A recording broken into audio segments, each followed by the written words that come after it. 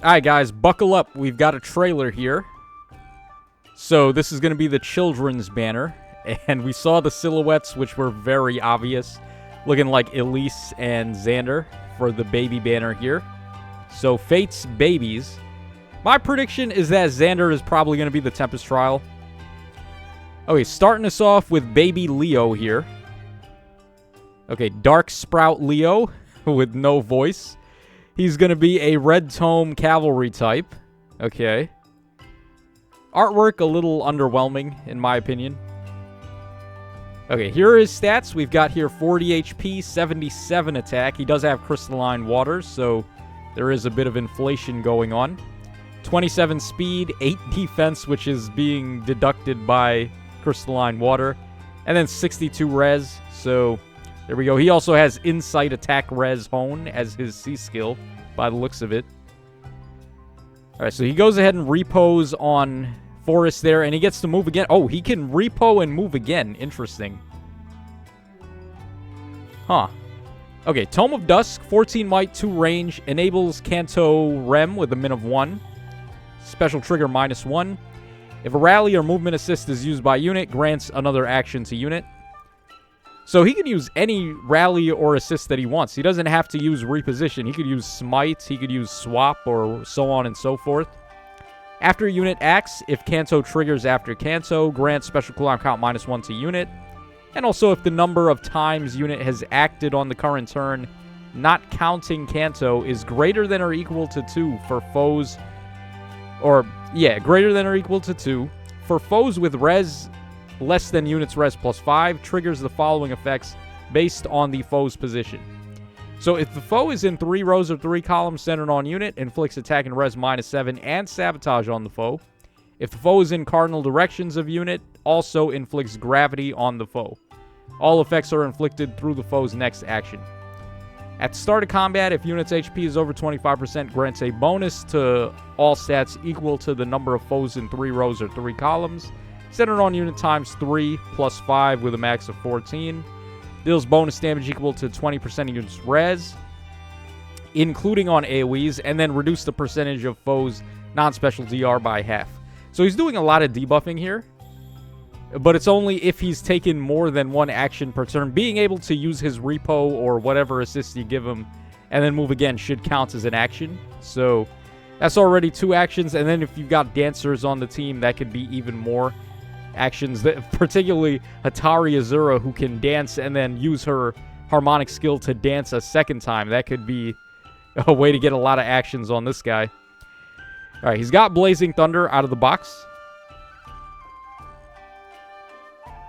Alright, then we saw Crystalline Water already. He has Attack and Res Detect. Inflicts Attack and Res -4 on the foe during combat.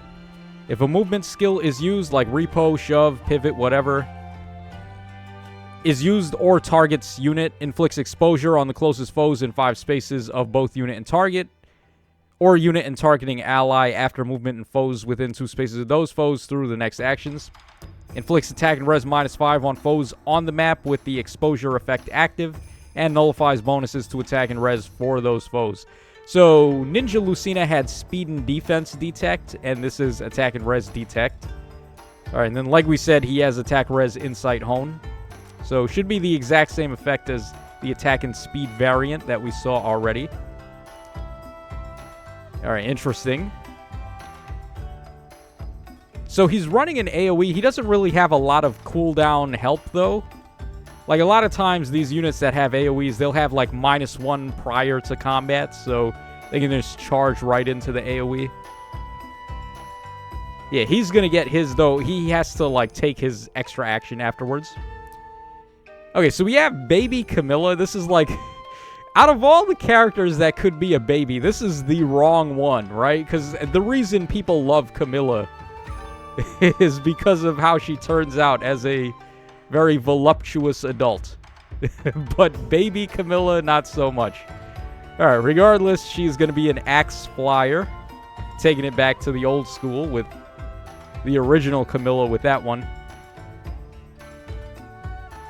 Alright, she's already... wow, whoa, holy shit, that was a lot of debuffing.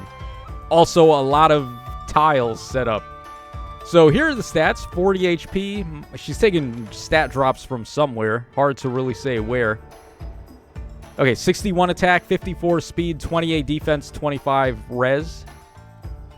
Okay. And then she just warps a million space. Okay, here we go. Axe of Dust, 16 might, 1 range. Enables Kanto Distant +1 with a max of 4. -1 special trigger.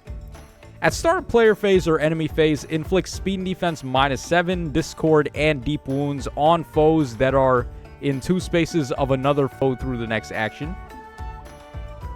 Okay, so basically the entire enemy team, pretty much. That's crazy to do deep wounds that early, because normally to do that you would have to enter a round of combat or have Mythic Haith Rune, which is not possible for offense teams. So the fact that this is a blessable unit that can do that is actually pretty good. If unit initiates combat, or if the foe's HP is over 75% at the start of combat, grants a bonus to all stats equal to number of foes in 3 rows or 3 columns centered on unit times 3 plus 5 with a max of 14. Unit deals +Y damage, where Y is the total number of bonus and penalty effects active on foe and any foe in 2 spaces of that foe, excluding stat bonuses and stat penalties times 3. There is no cap there. Okay, that's... wow, that's as potent as Hraesvelgur's, right? Because there's no cap on it. So it's just as many bonuses and penalties as you can stack on the foe and yourself. There you go. Alright, excludes AoEs, and then also grants special cooldown charge +1 to unit per attack during combat, and also if decreasing the speed difference necessary to make a follow-up attack by 25 would allow unit to trigger a follow-up. Excluding guaranteed or prevented follow-ups, then you get potent follow X%. Alright, so it's basically the same as potent. The percentages are the exact same. 80% if you can't double, 40% if you can double. Alright, then she's got no quarter. She has Trample. Okay, this is a brand new A skill, and this is going to be inheritable because it has the gold border. If unit initiates combat, or if the foe's HP is over 75% at the start of combat, grants attack and speed up 7 to unit during combat, and also if the foe is infantry or armor, or if any space within 2 spaces of unit has a Divine Vein effect applied, or counts as difficult terrain, excluding impassable terrain, grants an additional attack and speed up 3 to unit, and deals +5 damage during combat, excluding AoEs. And then if unit initiates combat, unit can make a follow-up attack before the foe's next attack. Wow. So we're doing this now. We just get Desperation out of an A skill. I mean, yeah, that's pretty good. My guess with this would be that it's inheritable for melee flyers only, but we'll take a look at the inheritances at the end of the banner on Twitter. Okay, Tut Tut. I don't know what that... What is that? Like, Yip Yip? Like, what is this? Appa? Unit can move through foes' spaces. So she has... oh, God. Here we go. She's got Pass and she warps. Unit can move to a space within 2 spaces of any ally within 2 spaces of unit. Unit can move to a space within 5 spaces where a Divine Vein effect is applied. Oh, my God. How much warping you want, Camilla? All of it. At start of turn, if unit's HP is over 25%, grants attack and speed up 6 and reduce percentage of foes' non-special DR by half during combat, excluding AoEs, to unit and allies in 2 spaces for 1 turn. At start of turn, if unit's HP is over 25%, after start of turn, healing and damage effects are applied.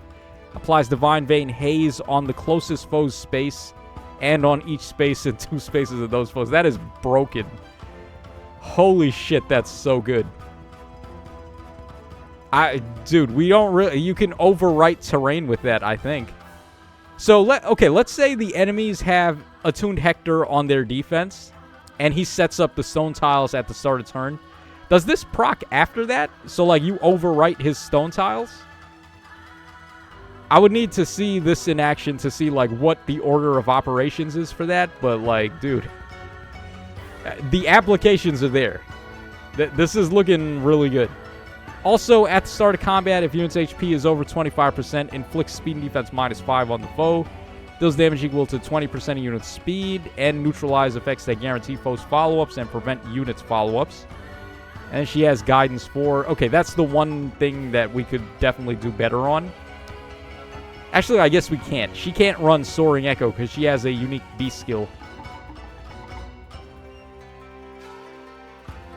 And here she is bullying Emblem Ike.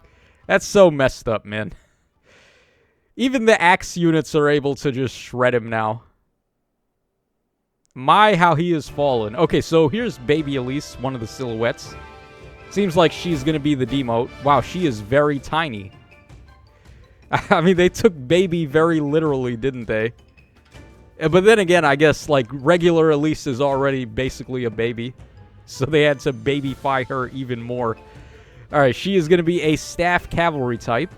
Staff units are in a very good spot right now, obviously. So, wow, her sprite, even her sprite is tiny. And her pony is, like, really tiny, too. Okay, but... oh, wow, she has a preference skill. Oh, well, I guess that's not that big of a surprise, because usually the baby demote does have a preference weapon. Alright, Baton of Dusk, 14 might, 2 range, grants speed up 3, enables Kanto Rem with a min of 1, calculates damage from staff like other weapons. Would have been better if she had Fire Sweep on that instead, because then you could just run Sway Attack and Speed, or Sway whatever, and just get your Wrathful Staff there. At start of turn, if unit's HP is over 25%, grants attack and speed up 6, treachery, and +1 special charge per attack to unit and allies in 2 spaces of unit for 1 turn. That's already bananas. This is the easiest way to get treachery, I think. No one really gives treachery as a start of turn buff like that, so yeah, that's obviously very good. At start of combat, if unit's HP is over 25%, grants a bonus to all stats equal to the number of foes in 3 rows or 3 columns centered on unit times 3 plus 5 with a max of 14. Deals damage equal to 20% of unit's speed, excluding on AoEs, and if calculate damage from staff like other weapon effect is neutralized, then damage from staff is calculated after combat damage. And neutralize effects that guarantee foes follow-ups and prevent units follow-ups. Wow. That's a pretty good demote weapon. Alright, then she's got Return as well, which is very good. Would have been crazy if they gave her Ice Locks out of the box, but I guess we'll take Return. Then she's got Holy Panic, which I think Holy Pressure is probably the better skill, but that's fine. Attack and Speed Tidings, brand new ace skill. Wow, she has a new ace skill as a... Is she even a demote? Hold on. There's no way this unit is about to be a demote with all this, right? They gave her a preference skill and a gold border ace skill. And a brand new one, too. If unit initiates combat or is in 3 spaces of an ally, grants a bonus to attack and speed equal to the number of allies in 3 spaces of unit times 2, plus 8, for a max of 12. And foe can't counterattack. So, wow, you don't even need Sway anymore. Because now we have Dazzling Staff built into an ace skill. And then she's got Even Recovery 3. I will be stunned if she is not a demote. Because, like, I thought for a second she was a demote, but now she's looking a little bit too good. So there's no way, right? But who knows? Maybe there is a way. Where there's a will, there is a way. Alright, here, Valentine Leon is getting stomped. They're just, like, crushing all of the old meta-relevant units, ain't they? Alright, so here we go with the duo Corrins. I was right, by the way. It looks like Xander is going to be the Tempest Trial prize. That's typically what they do with the male silhouette on the silhouettes that they show. The male is always the Tempest Trial unit. Okay, so double... I'm not really a fan of when they do this. Like, just double OC as the duo. We've had Duo Alir. We've had both of them already. We had Duo Byleth. We had both of them already. So now Duo Corrins. It's just like such a cop-out. Like, at least put a different character there. Not 2 of the same person. Alright, so Blue Breath Armor type. I can't tell which one is the lead unit here. Is it the male or the female? I don't know. I guess, okay, it's the male Corrin. He is the... Wow. Holy text, Batman. Dusk Stone, 16 might, 1 range. -1 special trigger, adaptive damage. At start of turn and at the start of enemy phase, except in Summoner Duels. If unit's HP is over 25%, grants Draconic Hex to unit and allies in 2 spaces of unit. And if unit's special cooldown count is at its max value, grant special cooldown count -1 to unit. Yeah, so here we go. Brand new status effect, because we have to have one of those on every banner. At start of combat, if unit's HP is over 25%, inflicts a penalty on foes' all stats equal to the number of foes in 3 rows of 3 columns centered on unit times 3, plus 5 with a max of 14. And if unit triggers Savior, then the value is treated as 14 automatically. That's quite a hefty amount of debuffing. Unit deals plus X damage, excluding on AoEs, and reduce damage from foes' attacks by X during combat, where X is the number of allies in 3 spaces of unit times 5 with a max of 15. And if unit triggers save, then it's automatically 15. And also, if foes' attack can trigger foes' special and unit's res is better than the foes' res plus 5, then triggers the following effects during combat. Inflicts special cooldown count +1 on the foe before foe's first attack. And if foe's first attack triggers the brave attack effect, inflicts special cooldown count +1 on the foe before their second strike as well. So we got double scowl there on the first and second attack of their brave attack. In either case, cannot exceed the foe's max special cooldown. Also, if unit's HP is over 25% at the start of combat, and unit's special cooldown count is at its max value after combat, grant special cooldown count -1 to unit after combat. Okay, so Draconic Hex, what is this?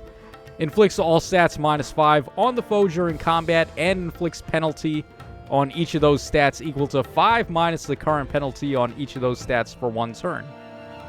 With a min of 0, calculates each stat penalty independently.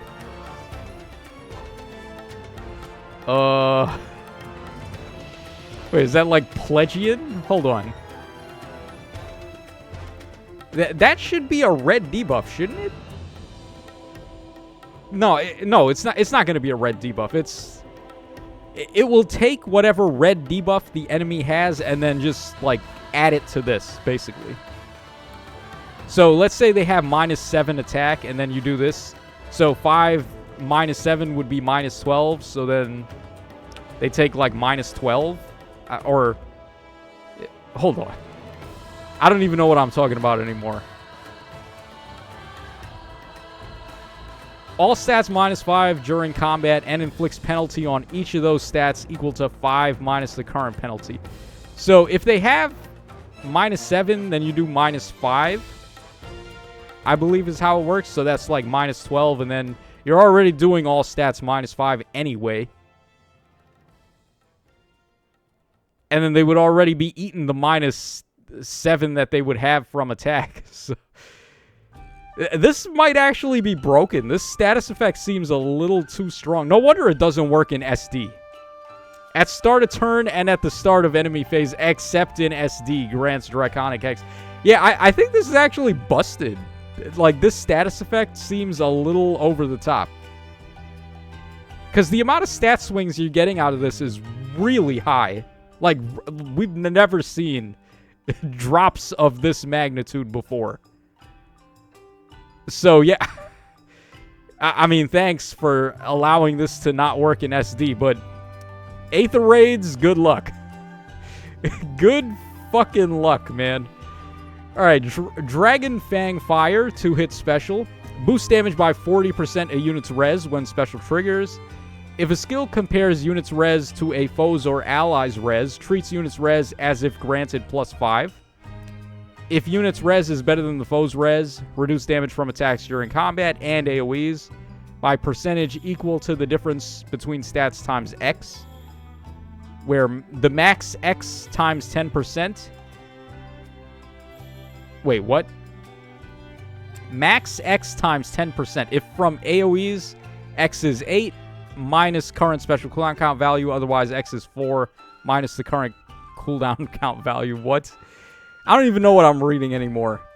If unit special is ready or unit special triggered during combat, reduce the percentage of foe's non-special DR by half. And then after combat, if unit special triggered, applies Divine Vein Water on target space and each space within 2 spaces of target space for 1 turn. Gotta love how it's Dragon Fang Fire and we're setting up water. That's some backwards logic.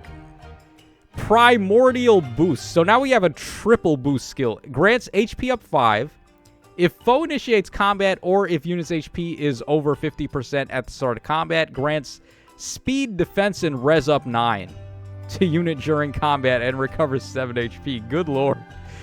I mean, I thought the, like, double boost skills were pretty good. We're just doing triple boost now? Okay. Alright, then he's got Clever Fighter, and then he has Lower Ground. So he is seemingly going to want to be a near save unit. I mean, you could just as easily give him Higher Ground as well if you wanted to. Wow. I mean, we ain't even looked at the duo skill yet. I love that they gave him Clever Fighter too, by the way. They didn't give him, well, he's not a unit that would want to run Shield Fighter because his special is a damage-based one.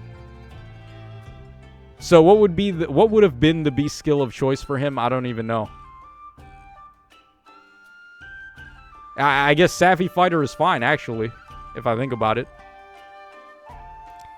Okay, so what is his duo skill? Let's see here. Oh, there are the stats too, by the way. 46 HP, 59 attack, 47 speed, 35 defense, 46 res. Defense is a little bit sus there. I mean, these fast armor type units, that's not really what you want your armored unit to be, is like have a lot of speed. Not anymore.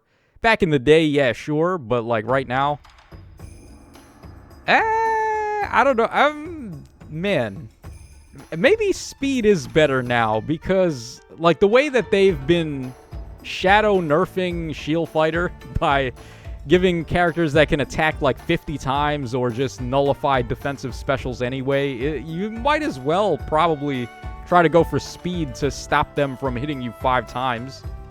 Because, like, a Brave Attack is only crazy if you're getting the full 4 hits. He's got Savvy Fighter, which basically has Frozen built in. So, like, it's going to be hard to double him. So his duo skill grants the following status to unit and allies in 3 spaces for 1 turn. Oh, he gives Frozen on the duo skill. Interesting. Increased speed difference necessary for foe to make a follow-up attack by 10 during combat. And then also applies Divine Vein Water to unit space and space in 3 spaces of unit for 2 turns. Water is pretty good. The reason why water was one of the more underrated statuses or divine veins is because the way that you would set it up before on the legendary male Corrin wasn't the greatest. And he's also not that great of a unit either.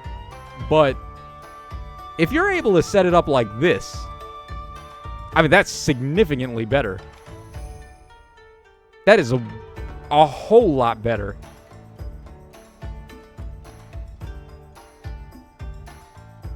Yeah, because, I mean, it's basically the flame tiles where the enemies are hindered in their movement, and then it also cuts the enemy's DR.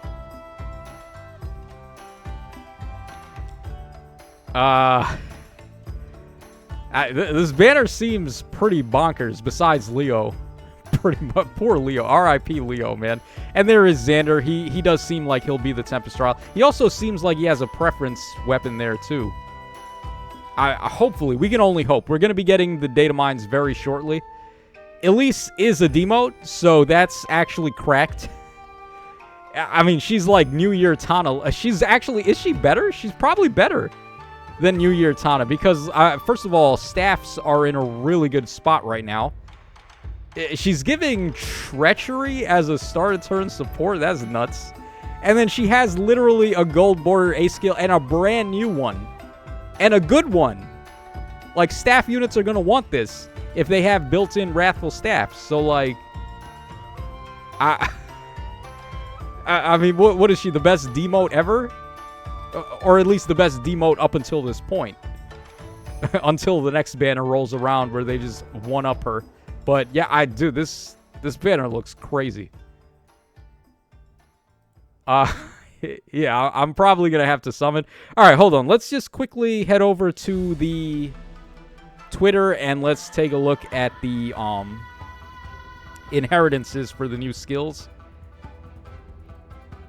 Okay, so here they are. Let's go ahead and pull this up. All right, so Primordial Boost can't be used by anybody besides armor. Wow. Okay, I actually wasn't expecting the conditions to be that strict, because the boost skills have 0 conditions at all. So that's very interesting. Trample is for flying melee only, as I thought, which makes sense. That's how it worked in Fire Emblem Warriors, but does anyone take Fire Emblem Warriors as something to be looked at as like a code that we should follow? Probably not. Attack and Res Detect is for basically cavalry and flyers and not staves. Attack Res Insight Hone is for cavalry only, and then Attack and Speed Tidings is for staff only. So, yeah, pretty good. Now, don't go anywhere because we will be back in just a moment. We've got the data mines and we've got the refines coming up. So stick around and we will go ahead and take a look at all that.